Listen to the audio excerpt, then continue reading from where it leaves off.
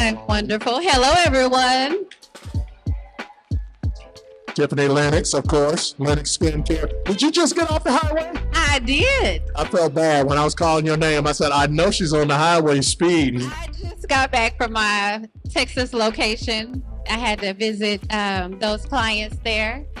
So I'm happy to be home and to see everyone. I haven't been out in a long time. And it's a room full of familiar faces, and I'm happy to be here. I hear a lot of people talking. Y'all not listening. Yeah, they did that with everybody. They just, yeah. I ain't gonna say nothing, but some of them are so disrespectful. Okay, what made you get off into skin? And I know we talked about this morning on Open Mic Talk Show, but what made you fall into that lane of that industry dealing with skincare? So I fell into the need of skincare because of the need, and that was not addressed for skin of color. Yeah, and I shared that with you too. Because once upon a time, when I had hair and I had some issues going on, so I was looking for a dermatologist. And this dermatologist, I saw 3 or 4 different ones, and they were white. And every time they came into the room that I was waiting on them, they looked shocked. And they said, I don't know black skin. And for me, I didn't understand that. I was like, well, if you're a dermatologist, I thought skin was skin. So do you see that where a lot of doctors, if they're not African Americans, they don't understand our skin? Absolutely. There are many people that do not understand the anatomy of skin of color as it pertains to melanin skin. Yeah. Did that seem uncommon, like that informal survey that I did with guys and raising their hand as far as skincare? I mean, you know that I'm really being silly or whatever, but I do not have a routine. We know. I think we've tried this 3 times, but we're going to get it right on the 4th one, though. And I feel bad. And I feel bad because my daughters see you and they come home with all the product and stuff like that. Absolutely. The women got it down in the house. So what would you say to guys that don't have a routine as far as in the morning they do certain things or whatever? What would you say to them? So your bath soap is a detergent. Your cleanser is what cleanses the skin. Okay. All right. Okay. That's going to take a minute to click in. And I know another topic that we talked about was makeup with athletes.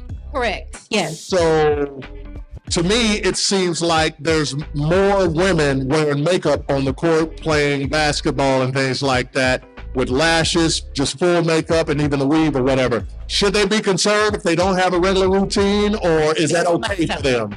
Very much so. I find that a lot of the teens are now wearing makeup because they, like we talked about earlier on Open Mic, that they have their own like film crew. So they have their makeup, their lashes. However, the parents don't know how to really help them with the maintenance of removal.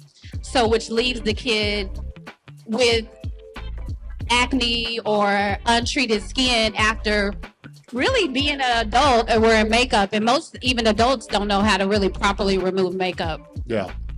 As you were talking, I was thinking about your location because you just came from Dallas. Somebody's sitting here and they want to try to expand their business. Can you share with us what was your thought process before you opened your location? And at one point in time, did you ever say to yourself, what in the world did I get myself into? All the time. What was that like? What made you open up a location in another state? Well, the demand was already there. So I had clients traveling from Texas to come to Oklahoma.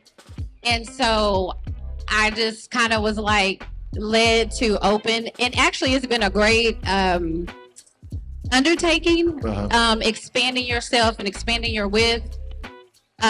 Because I'm just one person.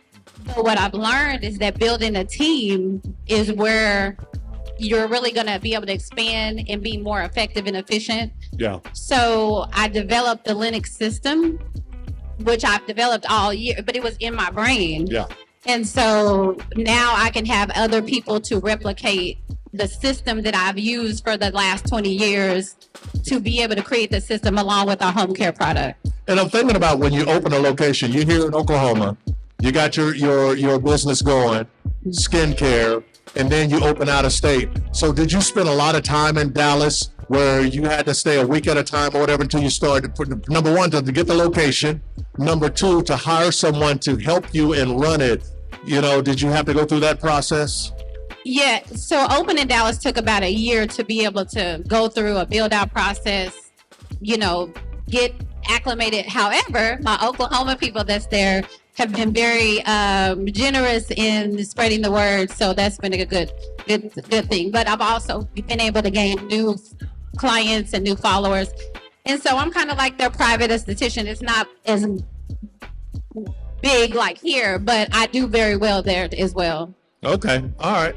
Well, I tell you what, can you share your social media or website that if folks wanted to follow you or look you up for your product or your services? Yes, so it's Lennox Skincare OKC. If you're in Texas, it's Lennox Skincare Texas.